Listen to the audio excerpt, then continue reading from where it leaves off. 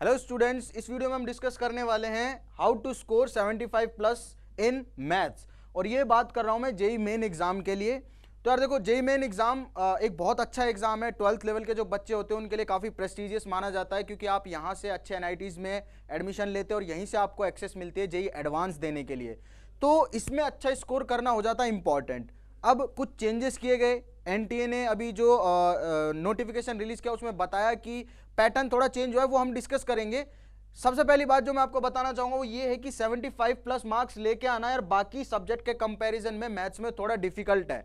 जब 120 का होता था तब 75 प्लस अगर मैथ्स में आते थे तो हम बोलते थे कि हाँ काफी अच्छे मार्क्स है, क्योंकि फिजिक्स में आप स्कोर कर सकते हैं, केमिस्ट्री में बहुत अच्छा स्कोर कर सकते हैं। बट यहाँ पे थोड़ा डिफिकल्ट है, क्योंकि ये पेपर थोड़ा लेंदी आता है, टाइम आपका ज्यादा कंज्यूम करता है, और क्वेश्चंस के लेवल काफी अच्छे होते हैं, मतलब मॉडरेट के आसपास रखा जाता है एग्जाम। कभी कभी उसको डिफिकल्ट भी बनाया जा सकता है। तो सबसे पहले हम देखते हैं कि हमें क्या स्ट्रेटजी बनानी चाहिए कि हम 75 प्लस मार्क्स लेके आ सके। डिफिकल्ट है लेकिन नामुमकिन नहीं है, तो उसी चीज की हमें यहाँ पे अंडरस्टैंडिंग लेके आने की, कैसे इसको हम प्रिपेयर कर सकते हैं अपने आने वाले एग्जाम के लिए। तो यार आप लोगों को यहाँ पे दिख रहा है कि 25 क्वेश्चंस अब आएंगे, वो मैं पहले भी डिस्कस कर चुका हूँ कि टोटल नंबर ऑफ क्वेश्चन जो होंगे आपके पास किसी भी एक एग्जाम में, फिजिक्स केमिस्ट्री मैथ्स के तीनों सेक्शन में, वो 25-25-25 होने वाले हैं, जिसमें से 20 एमसीक्यूज होंगे और 5 इंटीजर टाइप क्वेश्चन होंगे। और अगर आपको ना पता हो तो मैं फिर से बता दूं, इन 20 क्वेश्चन में नेगेटिव मार्किंग है और इन 5 क्वेश्चन में कोई नेगेटिव मार्किंग नहीं है। उसके अलावा अगर मैं बात करूं आपको लेके आने हैं टोटल 75 प्लस मार्क्स, तो मोटी मोटी बात हमारे दिमाग में आती है कि एक क्वेश्चन 4 नंबर का होता है, तो 19 क्वेश्चन आपको मिनिमम अटेम्प्ट करने ही पड़ेंगे अगर आपको 75 से ऊपर नंबर लेके आने हैं। तो 75 से ऊपर नंबर लेके आने तो मिनिमम कितने क्वेश्चन अटेम्प्ट करने हैं? 19। और ये क्वेश्चंस करने हैं आपको 100% एक्यूरेसी के साथ। अब 100% एक्यूरेसी कोई छोटी मोटी बात तो है नहीं कि हर बच्चा 100% एक्यूरेसी के साथ में क्वेश्चंस को सॉल्व कर दे। हाँ, मैं अगेन बोल रहा हूं, नामुमकिन नहीं है, करने वाले कर भी सकते हैं कि वो 19 ही क्वेश्चन करके सारे सही हों, इट कैन हैपन। बट अगर हम बात करें जनरल या एवरेज बच्चों के लिए कि भाई आप एक रेशियो निकाल लो, या फिर आप ऐसा करो कि सबका देख लो एवरेज जो आ रहा है कि हर एक बच्चा एग्जाम में, एवरेज बच्चा 2 से 3 सवाल गलत कर ही देता है। एक सेक्शन में बात करूं तो एवरेज 1 to 2 क्वेश्चन गलत हो ही जाते हैं, 2 तो आप मान के चलो कि गलत कर ही सकता है। तो आप 20 to 25 एक्सपेक्टेड अटेम्प्ट समझ सकते हैं। 20 to 25 मतलब 25 तो आपका मैक्सिमम है, 25 तो टोटल नंबर ऑफ क्वेश्चन ही आपके पास में, उतने आप अटेम्प्ट कर सकते हैं। बट 20 से 25 के बीच में अगर आपका अटेम्प्ट रहेगा तो मैं बोलूंगा काफी डिसेंट अटेम्प्ट है, और वहां से आप 75 प्लस मार्क्स लेके आ सकते हैं, जो कि डेफिनेटली आपको दिलवा देगा 99 परसेंटाइल, 99 से भी ऊपर की परसेंटाइल दिलवा देगा मैथ्स में, राइट। तो अब यार चैप्टर का ब्रेक डाउन करते हैं और समझते हैं कि क्या जरूरी है 25 क्वेश्चन में से 20 क्वेश्चन, 5 क्वेश्चन, फिर 75 प्लस मार्क्स और 20 to 25 का एक्सपेक्टेड अटेम्प्ट। इनके बेस पे किस तरह से आप चैप्टर को प्रिपेयर करें, किस तरह से आप चैप्टर वाइज आगे बढ़े, और किस तरह से आप 11th के चैप्टर को अपने शेड्यूल में लेके आएं और अपनी प्रिपरेशन को स्ट्रांग बनाएं। तो यार सबसे पहले हम आ जाते हैं कि अपने पास में जो चैप्टर्स हैं, ठीक है, उनका मैं यहाँ पे ज़्यादा जिक्र नहीं करूँगा, क्योंकि वो पूरा सिलेबस हो जाएगा और फिर वो बहुत ज़्यादा टाइम ले जाएगा। आपको ऑलरेडी पता ही है कि जो स्कोरिंग सेक्शन सबसे ज़्यादा है वो कौन कौन से हैं। तो हमारे पास में स्कोरिंग सेक्शन की मैं बात कर रहा हूँ एलजेब्रा। एलजेब्रा हमेशा से जेईई मेन में आसान आता रहा है। एलजेब्रा में आपको पता है कौन कौन से चैप्टर आपके पास में है, क्वाड्रेटिक इक्वेशन हो गया, बाइनोमियल थ्योरम हो गया, और उसके अलावा अपना कॉम्प्लेक्स नंबर हो गया, ये सारे चैप्टर जो भी हैं, ठीक है, पीएनसी भी हो गया। तो ये सारे चैप्टर क्या है, काफ़ी आसान होते हैं, तो ये आपको प्रिपेयर करें। और जनरली ये चैप्टर बिलोंग करते हैं आपकी 11वीं क्लास को। बाइनोमियल आप 11वीं क्लास में पढ़ते हैं, परम्यूटेशन कॉम्बिनेशन आप 11वीं क्लास में पढ़ते हैं, राइट। तो इस तरह के सारे चैप्टर जो हैं 11वीं क्लास के काफ़ी ईजी होते हैं, स्कोरिंग होते हैं, तो वहां से आप नंबर ज़्यादा खींच सकते हैं। यहां से अगर आप क्वेश्चन की बात करें, आप मैथ्स का वेटेज एनालिसिस देख सकते हैं पिछले साल का, तो आपको पता चल जाएगा कितने नंबर ऑफ क्वेश्चन यहां से पूछे जाते हैं। उसके बेस पे आपको पता चल जाएगा कि यहां से आप कितना अच्छा स्कोर बना सकते हैं। उसके बाद अगर मैं बात करूं तो फिर हम लिखते हैं कोऑर्डिनेट ज्योमेट्री। अब ज्योमेट्री से देखो आपके पास 11वीं में कौन से चैप्टर होते हैं, स्ट्रेट लाइन एंड सर्कल, ठीक है। और उसके बाद में 12वीं में आपके पास में आ जाता conic section, right. Conic section में आप क्या पढ़ते हैं, आप पैराबोला पढ़ते हैं, आप पढ़ते हैं इलिप्स, आप पढ़ते हैं हाइपरबोल, राइट। तो यार स्ट्रेट लाइन आपको पता है, स्ट्रेट लाइन काफी इजी चैप्टर होता था 11वीं में, इसीलिए पढ़ाया जाता है क्योंकि बच्चा 10वीं से 11वीं में मूव करता है, उसको बहुत ज्यादा नॉलेज होती नहीं है मैथ्स की, बेसिक चीजें पता होती है, तो वो यहाँ से पढ़ना सीख लेता है कि स्ट्रेट लाइन क्या चीज है। उसके बाद हम स्ट्रेट लाइन के बाद सबसे बेसिक चीज पे जाते हैं जो कि सर्कल है। सर्कल का आपको पता है इक्वेशन लिखनी आनी चाहिए दोनों फॉर्म में। उसके अलावा आप सर्कल की टेंजेंट वगैरह की इसके इक्वेशन के साथ में आपसे सवाल पूछा जा सकता है, और वो हम ऑलरेडी वेटेज एनालिसिस में सीख चुके हैं कि किस तरह से आपको क्वेश्चन पूछे गए थे। कोनिक सेक्शन में आपसे इलिप्स, हाइपरबोल और पैराबोला से स्ट्रेट लाइन या फिर ज्यादा से टेंजेंट या फिर ज्यादा से ज्यादा पूछेगा तो नॉर्मल से सवाल पूछ लेगा, राइट। तो इतना ही आप प्रिपेयर करके चले। इक्वेशन और इसेंट्रिसिटी के आसपास आपसे क्वेश्चन पूछा जा सकता है, तो वो सब चीजें आपको आनी चाहिए। अब मैं बात करता हूं कैलकुलस की। कैलकुलस सबसे बड़ा पार्ट हो जाता है क्योंकि 12वीं में आता है, और ये तो आप पढ़ ही रहे होंगे क्योंकि आपके बोर्ड में भी आने वाला है। इनमें आपको क्या करना था, इन वाले पार्ट में यहां से और यहां तक के पार्ट की अगर मैं बात करूं, ये थोड़ा 11वीं को ज्यादा बिलोंग करते हैं, राइट। इनकी ज्यादातर चीजें आप 11वीं में पढ़ लेते हैं, उसके बाद आप ये सब चीजें 12वीं में आके नहीं पढ़ते हैं। अब नहीं पढ़ते तो थोड़ा रिदम टूट जाती है, चीजें छूट जाती है, और क्वेश्चन भर भर के आते हैं। ये बात तो फैक्ट है। देखो स्ट्रेट लाइन से क्वेश्चन आता है जरूर, सर्कल से क्वेश्चन आता रहा है जरूर, और अलजेब्रा से बहुत सारे क्वेश्चंस आते रहे हैं, 4 से 5 क्वेश्चन डेफिनेटली अब तक आते रहे। तो इंपॉर्टेंट है यार, 4 क्वेश्चन अगर सोचो इस बार यहां से आते तो 20 नंबर आप सीधे अलजेब्रा से मिल रहे हैं आपको, और अगर दो क्वेश्चन स्ट्रेट लाइन और सर्कल से आते तो 8 नंबर यहां से मिल रहे हैं। तो इसका मतलब 11वीं से 28 नंबर तो ऐसे ही हो गए, सीधी सी बात है, 11वीं से 28 नंबर तो ऐसे ही आ गए। तो 75 में से आपके पास बच कितने गए, बहुत कम नंबर बच गए, वो भी आप 12वीं से खींचने की कोशिश करें। कैसे कि कैलकुलस का जो पार्ट है वहां पे आपके पास में 2 चीज से रिलेटेड रहती है सारी चीजें, एक तो डिफरेंशिएशन और एक इंटीग्रेशन, ठीक है। अब इनसे ही सारी के सारे चैप्टर्स आपको अलग अलग पार्ट में डिवाइड होने लग जाते हैं। डिफरेंशिएशन से आपको मिल जाते हैं भाई application of derivatives, continuity, limits, उसके बाद में आपके पास में डिफरेंशियल इक्वेशंस आ जाती हैं, वो इंटीग्रेशन से भी रिलेटेड होती हैं।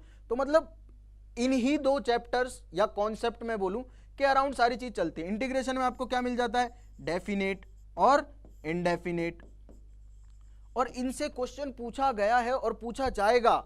इंटीग्रेशन एक ऐसा चैप्टर है जहां से डेफिनेट इंडेफिनेट दोनों का एक एक क्वेश्चन बनता ही है, क्योंकि बहुत बड़ा चैप्टर है, बहुत सारे इसमें कॉन्सेप्ट्स हैं। और फिर आपके पास में आ जाता है यहाँ पे एरिया अंडर द कर्व, ठीक है। वहां पे भी आपका कॉन्सेप्ट क्या यूज होता है, इंटीग्रेशन। अगर आपको इंटीग्रेशन करना आता है तो आप एरिया अंडर द कर्व, जो आपके पैराबोला वगैरह होते हैं, सर्कल वगैरह होते हैं, इन्हीं का एरिया अंडर द कर्व पूछा जाता है जनरली, तो वहां से भी क्वेश्चन पूछ लिया जाता है। तो इसका मतलब ये है कि कैलकुलस में इंपॉर्टेंट चीज क्या हो गया आपके पास में, डिफरेंशिएशन एंड इंटीग्रेशन। डिफरेंशिएशन से रिलेटेड जितने भी चैप्टर है उनकी अच्छे से प्रैक्टिस करें। प्रैक्टिस कैसे करनी है भाई, प्रीवियस ईयर के एग्जाम पेपर्स देखो, सबको एक साथ सॉल्व करने की कोशिश करो। जब आप सोच के चलो डिफरेंशिएशन पढ़ रहे हैं तो डिफरेंशिएशन से रिलेटेड जो भी चैप्टर है, आपका लिमिट्स हो गया, कंटिन्यूटी हो गया, उसके अलावा एप्लीकेशन ऑफ डेरिवेटिव्स हो गए, डिफरेंशियल इक्वेशन हो गया, सबके जो प्रीवियस ईयर के क्वेश्चन है आप एक साथ सॉल्व करें, ये चैप्टर आपका खत्म। मतलब ये पोर्शन आपका खत्म, इसने एक पोर्शन ने आपके 4-5 चैप्टर निपटा दिए।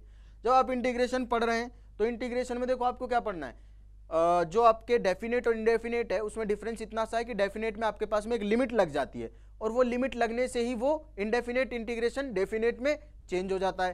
तो इसमें कोई ऐसा जितना ज्यादा डिफरेंस नहीं आता है। प्रॉपर्टीज आपको पता होनी चाहिए, राइट।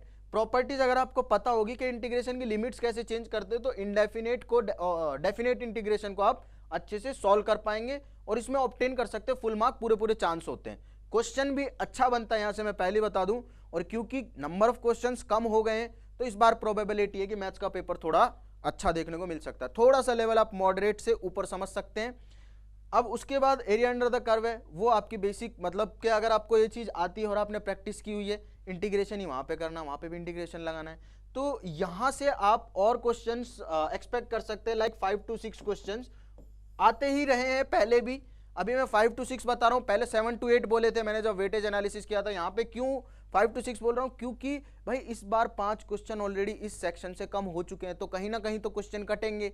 और ये भी हो सकता है कि मल्टीपल कॉन्सेप्ट क्वेश्चन आ जाए, जैसे कि आपका जो बाइनोमियल है, ठीक है, उसमें आपको क्वाड्रेटिक इक्वेशन वगैरह का कुछ कॉन्सेप्ट। क्वाड्रेटिक इक्वेशन की अगर मैं स्पेसिफिकली बात करूं तो वो कॉम्प्लेक्स नंबर के साथ में मिक्स करके क्वेश्चन दिया जा सकता है। वो Z square plus minus Z minus 1 type की इज इक्वल्स टू 0 की टाइप की इक्वेशन बना के वो थोड़ा अच्छा क्वेश्चन बन जाता है। कॉम्प्लेक्स नंबर्स के रूट्स फाइंड करने वाली क्वाड्रेटिक इक्वेशन बना दे, तो अब पूरी पॉसिबिलिटीज है कि कॉन्सेप्ट मिक्स हो सकते हैं आपके, ठीक है। क्वेश्चन कम करने का मतलब ये कि यार पहले 30 क्वेश्चन बनने थे जितने चैप्टर से, उतने से अब बनेंगे 25।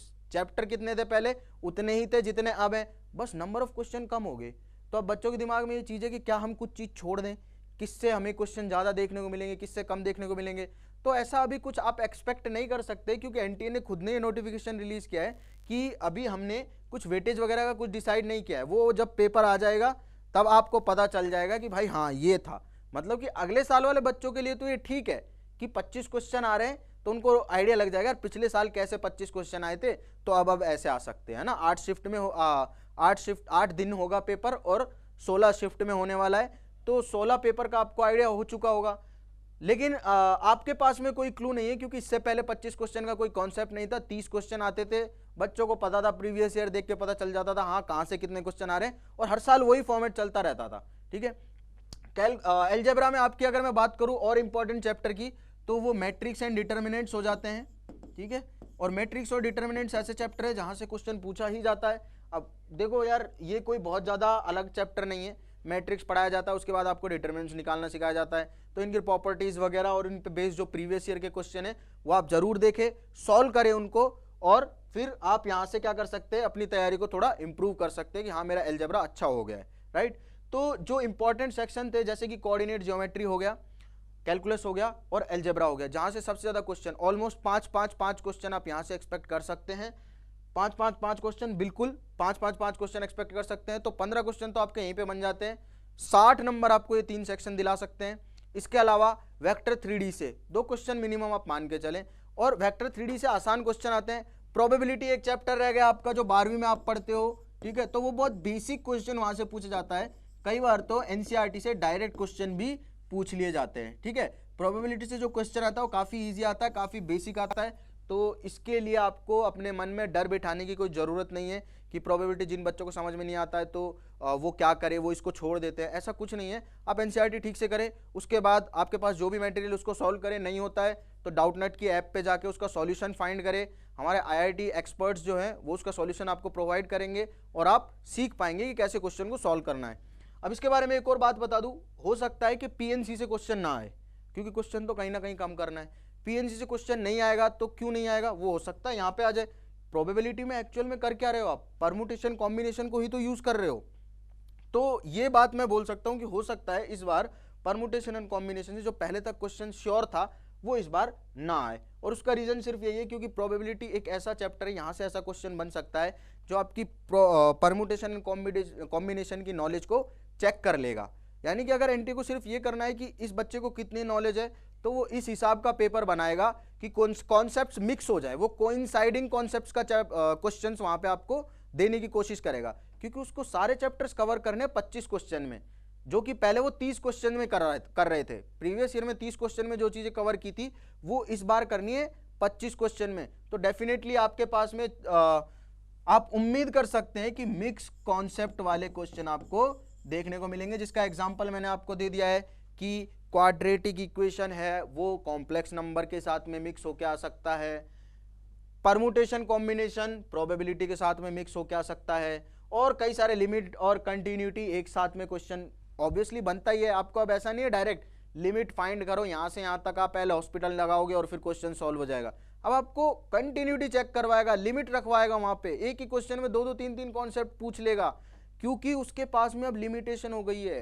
एग्जामिनर जो एग्जाम बनाने वाले वो बाउंड हो गए हैं कि 25 क्वेश्चन में पूरी नॉलेज चेक कर लो बच्चे की। तो आप खुद समझदार हैं और आइडिया लगा सकते हैं कि किस हिसाब का पेपर आपको देखने को मिलने वाला है। तो यार इस तरह से आप प्रिपेयर कर सकते हैं, और जो एग्जाम से रिलेटेड जो आपका बोल सकते हैं एक्सपेक्टेड चीज़ें हैं जो चेंज हो सकते हैं, जिस हिसाब का पेपर आप एक्सपेक्ट कर सकते हैं, वो मैंने डिस्कस कर लिया है। कहाँ पे आपको ध्यान देना है, किस जगह पे ध्यान नहीं देना है। स्टैटिक्स से क्वेश्चन जो होता है वो काफ़ी आसान आता है, तो एनसीईआरटी आप स्टैटिक्स के लिए पढ़ सकते हैं, राइट। और वेक्टर 3D से मैंने आपको बता दिया, एनसीईआरटी फॉलो करेंगे, प्लेन वगैरह की इक्वेशन आपको अच्छे से लिखनी आती है, नॉर्मल वगैरह की इक्वेशन लिखनी आती है, तो वो भी आपका डेफिनेटली हो जाएगा। और वेक्टर एंड 3D से आप एक्सपेक्ट कर सकते हो 2 क्वेश्चन। तो यहाँ पे जो जो चीज़ें लिखी हुई है वो आप एक बार फिर से देख सकते हैं कि क्या सब मैंने यहाँ पे बताया है, कितने कितने क्वेश्चन बताए हैं। इन चीज़ों को ध्यान में रखते हुए कि 25 क्वेश्चन आने वाले हैं, 20 उसमें से क्या होने वाले हैं आपके पास में नॉन नेगेटिव, 20 होने वाले हैं नेगेटिव और 5 होने वाले हैं नॉन नेगेटिव। तो मैं बोलूंगा 20 to 25 जो है एक अच्छा एक्सपेक्टेड अटेम्प्ट हो सकता है, जिसमें 20 to 25 क्यों बोला मैंने, क्योंकि 20 क्वेश्चन तो आपके क्या हैं, वो हैं जिनमें नेगेटिव मार्किंग है, और 5 क्वेश्चन वो हैं जिनमें नेगेटिव मार्किंग नहीं है। तो कोशिश करें कि इन 5 क्वेश्चन को आप डेफिनेटली सॉल्व कर पाएं। उसके लिए आपको पता है क्या करना है, आपको पूरा सिलेबस कवर करना है। अब पूरा सिलेबस कवर करने के बाद भी अगर आप क्वेश्चन नहीं कर पाते हैं तो आपको इंपॉर्टेंट टॉपिक्स की मैंने जानकारी दे दी है ऑलरेडी।